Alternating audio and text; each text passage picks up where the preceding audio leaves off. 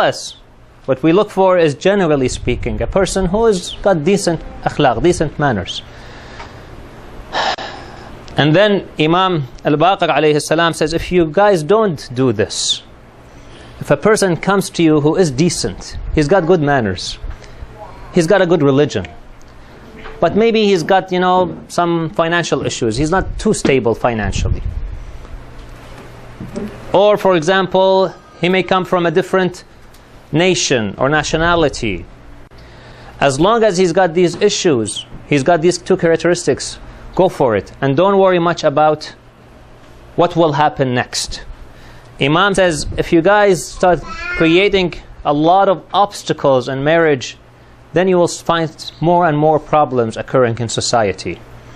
And actually, just as a side note here, we find this happening in this Western society.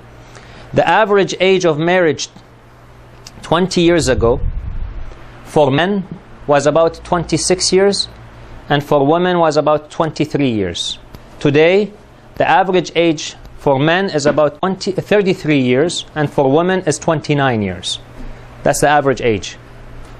So the man is at the age of 33, he's just getting married, and the woman is at the age of 29, and she just is getting married.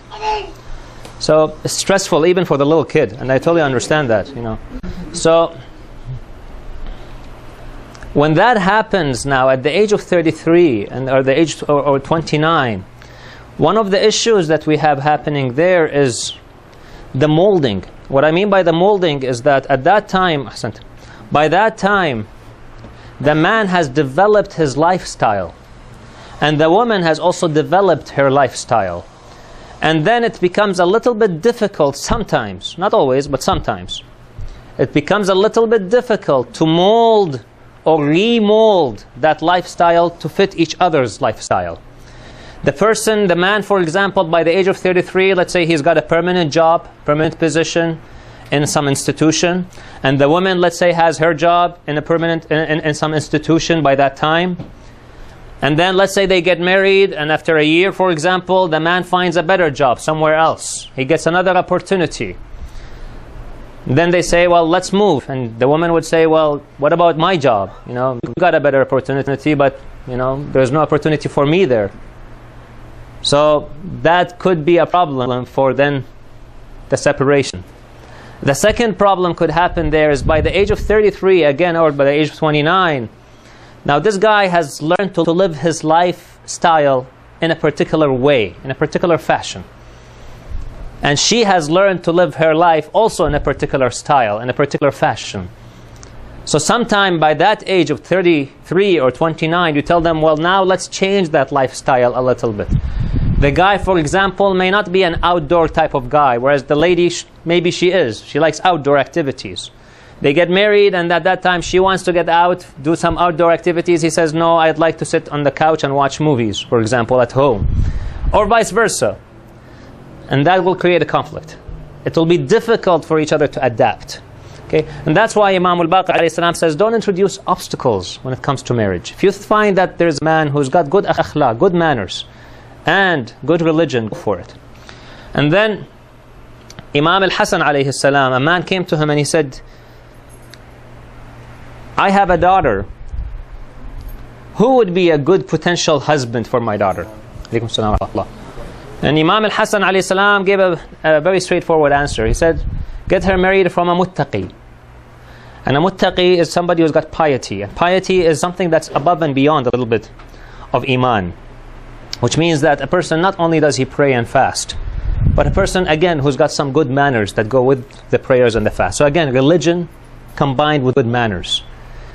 And then the man asked, why, Ibn Rasulullah? How come? How come a person who's got religion and good manners? Why are those two characteristics important? And he said, well, because if he likes the woman, if he likes your daughter, he will honor her. He'll respect her, he'll treat her very well. And if, God forbid, the chemistry never works out, things just don't work out, he will never be unjust or unfair to the woman. He won't do that. He'll be straightforward. I've had cases of some people who come across, and like a lady, for example, came one time and she said, my husband has just left me. That's it. He doesn't want to divorce me. He doesn't want to, like, shelter me anymore. He's just left me. That's it. He's gone.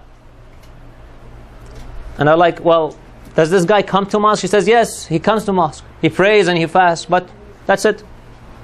Well, this is an example of an individual who, he's got the religion on one hand, but he doesn't have the manners on the other hand. Whatever he's doing is haram. It's unlawful. It's unjust.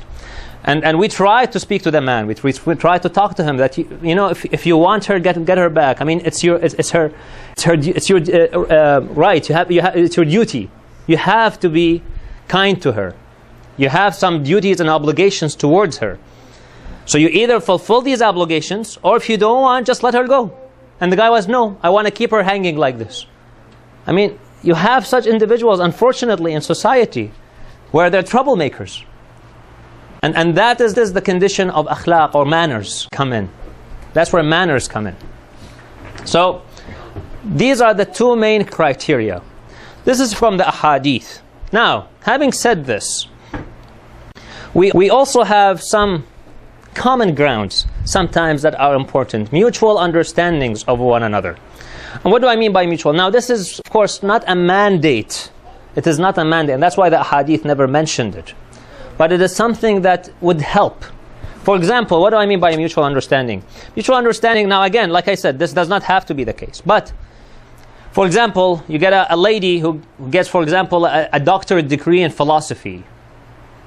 And you have a guy who knows nothing about this world except farming potatoes.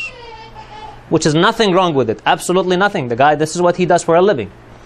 But then you get the two together. Now, she wants to talk about Aristotle and Plato, and the guy is talking about potato. So there's an issue here that will come up. So one day they'll be sitting over the dinner table, and she's like, yeah, I've written this beautiful paper about Plato and his philosophies. I'm like, yeah, I like potato too, how can I farm it better? So there you see there is a lack of communication. There is no language. So like I said, this is not a basics in marriage. It is not something that would not work. Yes, you do have individuals in the world today. I've seen many successful marriages where the man has a PhD and the woman, for example, only finished her high school. There are many examples of such things. But finishing high school doesn't mean she's uneducated. Just keep those two things together. Education not only means getting a degree, by the way.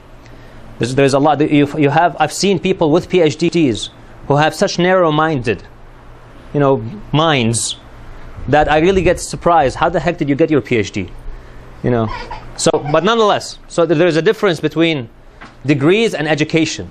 So that's what I'm talking about. We're talking about a level of education here that is mutual.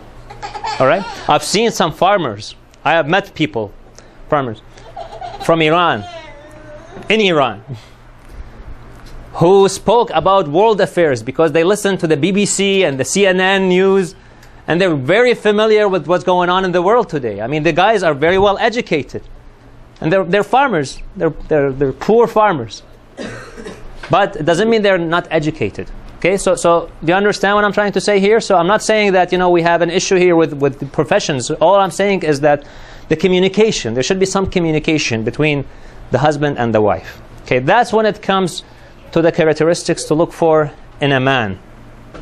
Then what about a woman? Just before we move on to that, what to avoid in men, stay away from. He says, the hadith of Imam Abu al-Hasan alayhi salam, Imam al-Kadhim, he says that if a person comes to you, he claims that he's got good religion, he prays and he fasts, and that you see him in the mosque all the time, this is good, but he's got bad manners. Tell him sorry. Bad temper, or for example, he lies. He's got that bad habit of lying. He's got a bad habit of some sort. Now, like I said, nobody's perfect, but there are some individuals who have some quite noticeable bad habits than others. That individual, tell him sorry. No. And of course, another problem is somebody who drinks alcohol. And the reason I actually put that in there, I know some of you will say, well, we don't drink alcohol here.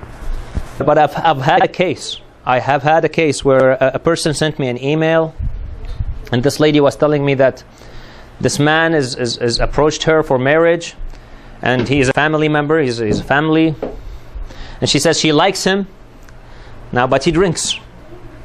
But she said he stopped drinking, but then he went back, but he's telling her that he will quit drinking for good, and that's it, he won't drink anymore.